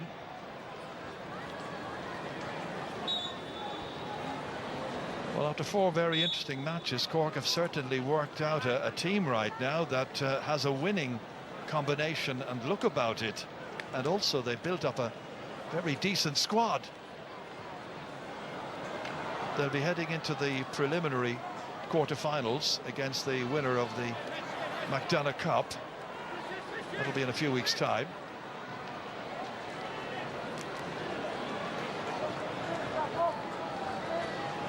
Could conceivably be a Cork-Kerry hurling match, couldn't it? It could indeed. Or if Kerry were to win the Joe McDonagh, they could have a playoff with Tipperary to see who stays in the Munster Championship next year. Shane Kingston finished off that one. 329 to 122. Huge score by Cork. Raiding once again here is Seamus Kennedy. Dylan Quirk, the wing back, on towards Mark Keogh. And Mark Keogh there injured as he was going forward. Just a little foul on him, but thankfully he's okay.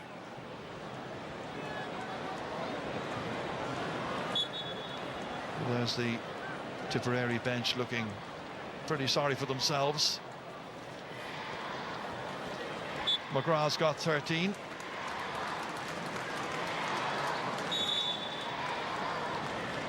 Overall, your assessment of what we've seen since 4:05, Michael? Sure, it's been very disappointing overall. You know, some very good play by Cork. We talked about Conor Lahan a good bit during the game. He was brilliant up front. You know, Shane Kingston, Harnedy, they all contributed, but you'd have to say after the first maybe 10 minutes where Tipper really lively, they just faded out of the game, and it's been plain sailing for Cork. So the Munster hurling final will be in 2 weeks' time. It'll be here. It'll be Limerick against Clare, of course. That should be a fantastic match, and Cork will be still in the championship at the end of it all. Yes, Willie. And that is another one back. Jake Morris, who started the scorings in the opening 30 seconds. He'll finish with a goal and 2 points. And now into the last 45 seconds or thereabouts before we hear the final whistle from referee Sean Stack. And Jerry, I think you have to give Cork great credit over the last couple of weeks. Like, they looked to be out of the championship. They had to go to Walsh Park to win. They had a super win. They've changed their, I think it's more their work rate and their attitude. I know the way they've hurled as well. They've been a lot more direct. There's Harnedy now with another one. But they have been a lot more direct. But I think it's that change in attitude, that little bit more toughness, and they're very brave on the ball today all over the field, and they didn't become a bad team overnight, and they've showed that over the last couple of weeks.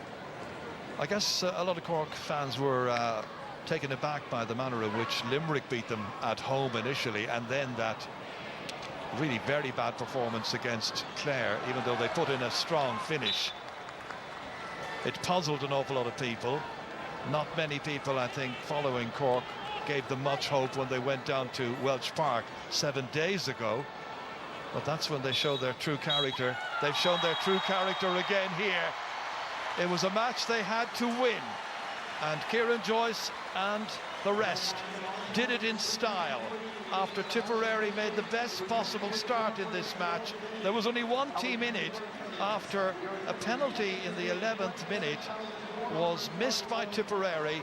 Up the field went Cork, and they scored a goal through Alan Connolly. They got another goal in the first half as well through Dara Fitzgibbon.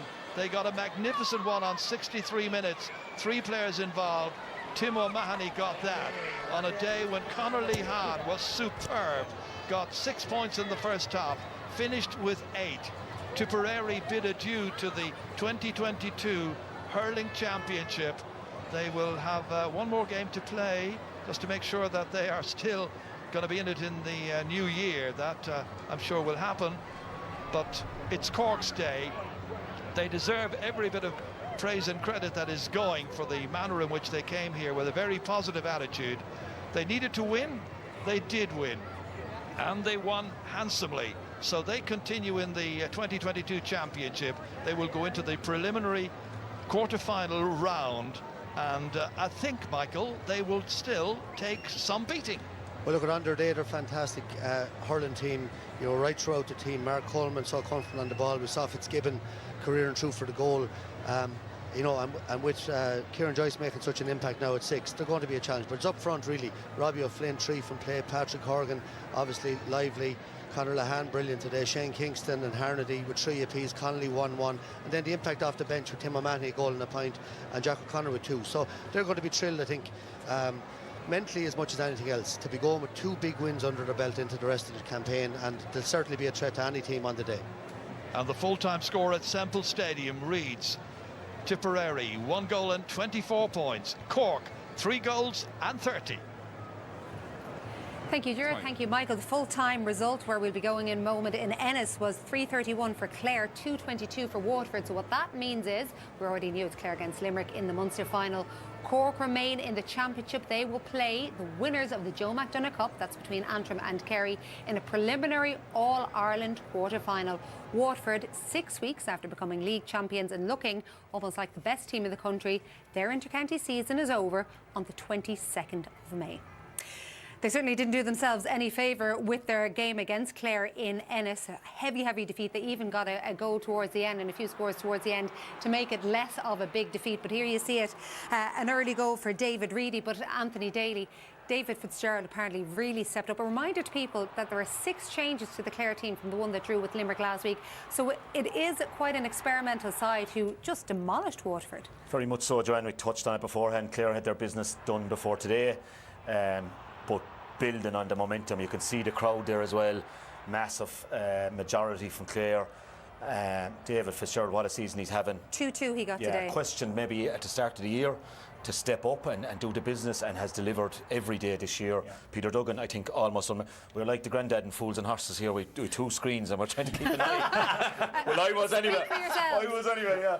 But Dougie was nearly unmarkable, only for Sean O'Brien made 2 saves. Incredible. And to be 20 points ahead of Waterford, God almighty, lads, 6 weeks ago, if anyone said to us this was going to be the position, we would not have been able to say it was credible with Waterford going so well. But their body language looked terrible there. Some of the defending just gave up, really. But Clare rolling and topped the group by a point, so looking forward to 2 weeks. Well, according to Micheál O'Donoghue, who's there, it was Shane O'Donoghue who actually just pulled all the strings and was phenomenal. A number of brilliant performances. But from Waterford's point of view, everybody thought that in this year with Liam Cahill, they were the team who were going to really put it up to Limerick this year. There have to be major questions asked. Definitely, it's like as if they got a punch in the guts last week and they never recovered from it. That they were actually thrown in the towel themselves. It's an amazing turnaround. Everybody spoke about, and they still appear to have a strong squad. They do have a very strong squad. They had an outstanding league. The further we seem to go, the less credence that we're given the league campaign that we've seen through. But sorry, it is more than the league campaign. It's been a culmination of the years under Liam Cahill. They definitely look like but everything. That's my point. When everything was looking good, going into championship. They went down to Limerick. They put up a good enough showing that night. But it's like as if that game against Cork, that they've just afterwards they've thrown in the towel. I wonder about the Limerick game though. The 2 late goals, I thought, masked a fair bit that night. I thought Limerick were pulling away. They got the soft enough goal from the 21. Then they got a great goal, in fairness, Jack Prendergast. But on the overall run of play, Limerick were a long way ahead that night in the second half. And I think if there's one team that would love to kill the round-robin series, it would be Waterford. I think in their 12 games they've played, that's win. 10 defeats, 1 draw and 1 victory. And, you know, losing last week, I think, you know, it was a sucker punch for them. I think you see the momentum that Clare got from their performance against Limerick. You see the momentum that Cork got from their performance in Walsh Park. You know, there was real momentum builders there, and they carried that onto the pitch today. And as soon as Cork got on top, and as soon as Clare came out on the pitch, like Clare owned the pitch for that first half. They could have been out of sight at half time. So it's a big blow to Waterford. You know, league titles ultimately in 5-10 years' time. Nobody really talking about the league in 2022. Ultimately, it is all about championship. Something that might sum up what happened in Ennis today as well. Clare made loads of changes as the game went on, including giving a run out to their sub-keeper midway through the second half. So that should give a strong indication of what happened there. Of course, we're here in Thurles, where that was some performance, do you think, from Cork? Great performance from Cork. Did everything that they were asked of them. Especially, we saw the start. Tipperary came out of the blocks really fast, but Cork then settled into their game. Looked right through the team. O'Leary, O'Donoghue were very good. Centre back, Joyce again was good. We saw Coleman is growing even more by the day into the role. Liam pointed out the importance of Fitzgibbon before the game. And then the forwards, Conor Lehane was obviously outstanding. But even in addition to that, the likes of Jack O'Connor, talking again about confidence, the likes of those subs coming on, even Barrett looked to have more of a spring in his step today. So all credit to Cork. Melrick back, getting a run which is, you know, it's huge for him. And if you were looking for a man of the match, though, you didn't have to look too far. No, look, I mean, when the match was a match, there was only one player that stood up. He stood head and shoulders above everybody else on the pitch. You know, in fairness to him, Conor Lehane, some of his skill level, and like this is a guy, you know, that walked away last year and looked like, you know, would you see him in the Cork jersey again? And, you know, you'd have to say fair play to Kieran Kingston, because sometimes when a guy goes out to the wilderness, you say, leave him out there. But they got him back in, and like some of the scores he got in that first half, I mean, these are all top-notch. Left or right, this guy is a fantastic striker. He was doing it for Middleton that took him to a club championship. And, you know, this one here, he had actually got a flick just before that. Like, these are all top-drawer scores. Yeah, it's trademark him, though. I mean, I find it hard to tip one tighter on him. Look at that for space. Like Conor Lehane we're talking about here, he put him over in his sleep. He was perpetual motion as well, John. At the start of the second half, he appeared in his own 21 yards, setting up a point. Then he was back to pick up the break from the puck out, and that's huge. And his confidence will hugely grow from today's performance. Yeah, what a performance it was from Conor Lehane. No wonder he's man of the match, and he's now with Damien. Conor, congratulations. A great performance last week, a better performance today. You must be delighted with your turnaround in the season as a squad and a team. Oh yeah, 100%. You know, everyone knows how slow we started after having kind of a decent league. The way the first 2 games went certainly wasn't ideal, but there was a lot of kind of calling each other out and really, like, you know, trying to dig something up. And like we showed it last week, and we have it in us, so that was a huge confidence booster coming in today.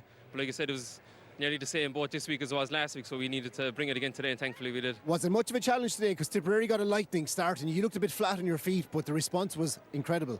Yeah, so look, you know, all the championship games, like, anything can happen. Like, you can't get too distracted after 5 minutes of the game. You know, you can easily put your head down, but like if you're worth your salt in anyway, you'll keep going, keep plugging away. The sun is shining, you're in Thurles. Cork are after winning the Munster Championship match against Tipperary. I guess it doesn't get a whole lot better than that. Conor, just for you personally, to be back in the team, back in the squad, you know, you had time away from it, you weren't in the squad. It must have been devastating for you as a hurler. What's it like being back?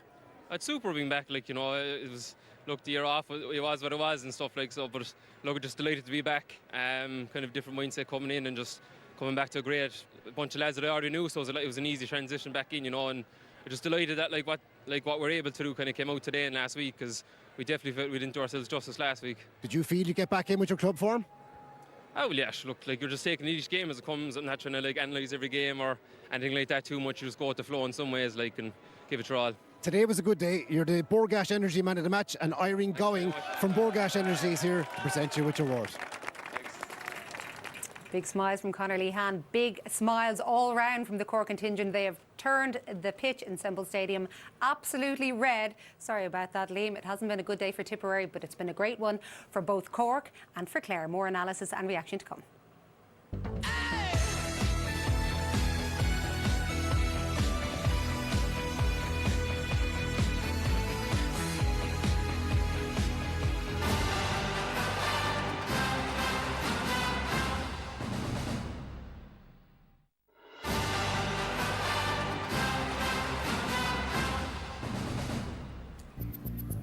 The final rounds of the Leinster, Munster and Joe McDonagh, as well as finals day at Croke Park, and the first ever fixtures in the Tailteann Cup are wrapped up in tonight's Sunday game from 9:30 against the Head reviews a pivotal weekend in the URC and looks ahead to the Champions Cup final from 8 tomorrow. Our first provincial finals of 2022 and our first Saturday game live next week. It's the Munster and Leinster football finals from 2:30. Straight after, you can watch Liverpool against Real Madrid in the Champions League final. Then we complete the provincial football set with Connacht and Ulster from 1 o'clock on the Sunday game live. Here in Thurles, we have watched Cork beating Tipperary by 3 goals and 30 points to 1 goal and 24 to maintain their place in the All-Ireland Championship. And if we have a look at the second half, obviously Cork pulled away there, but we've heard this man beside you talking about Tim O'Mahony going up front. We saw the impact he had last week. But his goal this afternoon, you all thought it was a bit of a Cork throwback. Well, we spoke about the Tip being vulnerable before the game defensively, right? But you don't want to take anything away from Cork with this goal here, right? And Tim O'Mahony offers something different up front. But if you watch this here, first of all, Tommy O'Connell does very well once he gets possession, lifting his head. But you see here, Fitzgibbon, the amount of room that he has. Look at Seamus Harnedy and Tim O'Mahony. They're like 2 guards on the slow Sunday morning in Cork, pointing directions for cars. And I'd say Fitzgibbon can't believe the amount of space he's have here. But take nothing away from this. This needs really exceptional wrist down into the ground with that shot. Yes, flashbacks to my youth there, Joanne, and nightmares. Look at, I mean, we are like good corner forward player, put it back across the danger area. Cork, I think of John Fitzgibbon, I think of Kevin Hennessy there, and Joe Dean even, like, you know, so they're certainly back. They will face the winners of the Joe McDonagh Cup. Now, many people sitting at home watching will think that's a straightforward to the All-Ireland quarter-finals. Is it? Yeah, well, look, you know, and with all due respect, it's a big ask for a Joe McDonagh winner and runner-up to play 2 teams that are coming in third, because the third-place teams are going to fight. But it is at home. And I would say it is at home for the Joe McDonagh winners. For the Joe McDonagh winner. So, like, you know, Antrim gets somebody in Corrigan Park, and it has proved to be a real fortress. Clare and others have gone up there and have struggled to win up there. So, you know, that aspect of it, if Clare were, or if Antrim were to win the Joe McDonagh, they'd have to travel up and play them in Corrigan Park. And, you know, it's a once-off shot for a Joe McDonagh team, which is, I think, is a good thing. But likewise, you know, they'll be delighted. Both teams coming in today for Wexford and for Cork, for them to get to where they are today, they're going home really happy. This weekend has been huge for them, very good for them. One feature in recent years of Championship hurling has been save from goalkeepers, and this weekend really summed it up from start to finish throughout many of the games. How good have they been from the goalkeepers union? How good have they been? Oh, absolutely. You look at this save here, we spoke about beforehand, but the power that McDonald was able to get there, and for Owen Murphy to save it. Here, Sean O'Brien, you talk about having that skill to go down low and make a save like that down to your left, a bouncing ball like this. And this reaction from Patrick Collins, I think it was Noel McGrath flicked it. Absolutely outstanding and great to see in the game. I grew up in played in a generation where I was lucky to play with other great goalkeepers, but a bit like Ring said, the best players are with us now and they're yet to come, and I think these guys are taking goalkeeping on to another level. Might have been the best of the whole lot, because it was kind of away from him. He had to take away nothing from the other saves. Sean O'Brien, Peter Duggan put him down low, got to both of them, but that last save is brilliant reaction, but it was also away from him a bit. And of course, Patrick Collins broke Clare hearts last year as well with an outstanding save. Sure did, from TK. Yeah. In other words, move on, says Anthony Daly. and we will move on, because not only did we see that this weekend, but we also saw on the 22nd of May the end of the inter-county season for several counties. We've talked about from Waterford, obviously for Tipperary as well. Westmeath we saw yesterday, Liam, they put in this brilliant performance against Laois. Last week they put in the brilliant performance against Wexford. We saw all the kids coming onto the pitch looking for TJ Reid's signature a few weeks ago. Joe Fortune talked about how delighted he was when, I think it was after the Wexford game, the kids were coming on looking for the signatures and autographs of the Westmeath players. But now we don't get to see them in inter-county action into next January. Yeah, and like, you know, I suppose I was thinking back to my own time in the first year back in 2019. We played the first round of the round robin on the 12th of May. You know, and here we are on the 22nd of May and it's all over. I certainly think it's too early. Like, I mean, even to see the way Conor Whelan and Dahi Burke and these lads were surrounded in Salt Hill last night. I mean, the game is made, like, the reason why the kids want to play is because of these players. You know, the reason why Mullingar is packed with kids. Like, it's just something special about our game. And it's very, very early to have counties which will no longer see this action. So I just think it is too early. I'm not saying that we don't need to get the calendar right, but to me, it's skewed wrong and it's too early right now. I'm not 100% certain, John, but from what I could gather last night, the Dublin Hurling Championship's not going to start till September. So June, July, August. What benefit is this to the club player? And I see the merits. It was too long when it was in September and the break. But also, right, you're going to have club teams down 4 and 5 of their first 15 gone to the States. That's another factor. There are people sitting at home and they're tearing their hair out and they're saying this is typical. Look at them, here they are on RT. It suits their agenda because they have the intercounty. We also have the club stuff, by the way, and it's there pushing this agenda. So of course they want it to last. And what about the club players? What is it? 97% of the population, 100% obviously are club players, but 97% are only club players. Yeah, but all these fellas out here are club players as well. Which one of us aren't involved in our clubs, Ren? We're all club players. We all get that. We get the importance of it. But we get the importance, as Liam said, of these games. These are our shop window. This is what is challenging the likes of Liverpool, Manchester United, Munster Rugby, Leinster Rugby. To deny that there's an ongoing battle that exists there would be foolish. And I think that the association has been listening too much to the populists, right? Okay, the populist agenda, and it needs strong leadership now in the association to say we're now getting the balance back. Who are we trying to serve? Like Anthony said there, even the club players now will say, even a player who's playing inter-county could actually see his season going all the way from January right through to maybe playing the county finals leading up to Christmas time. What good is that? The populist agenda might be an unfair way because obviously there are loads of people who will argue that they do want to play club games during the summer, and why do you deny them that? And I don't think there's anyone trying to deny that. It's about trying to get the balance right. The reality is in these counties that are gone, you will probably find where it'll be 6 weeks, so in May, June and July, or the end of May, June and July, you'll have very, very limited club activity because their players are gone. They're making the assumption it's not going to start till August or September. So there's a shop window that's completely left, a vacuum in that shop window in too many counties in my view. I mean, at the end of the day, every county could start the championship. If you were starting at the end of July or from middle of July into an inter-county semi-final, every county could play bar 4. You know, when you're knocked out, you can start within 2 weeks. So I just think it's leaving a void there in the middle for other sports to jump into. And I appreciate what they're trying to achieve, but to me, we have to put a lot more thought into it. We haven't got the finished article yet, in my view. What way do they get the finished article? Do you need leadership from the top to say, well, actually, you do have to start your county championships now? I think so, and they have made efforts to get each Premier Senior competition back to 16. In fairness, that's ongoing. I just think we hadn't too far around. We've 2 years of chaos with COVID, and we hadn't too far around. The round robins have been brilliant to my mind. Might have been a bit of an anticlimax today, but in general, they will throw up great finishes. And look, we were finished and ready to go at the end of August for club championships. The structure is very good, right? We all agree with that, the round robin. It's just the wrong time. Just to finish off, and I only want 2 words from each of you, who are going to be the Munster and the Leinster hurling champions? Hard to look beyond Limerick for me.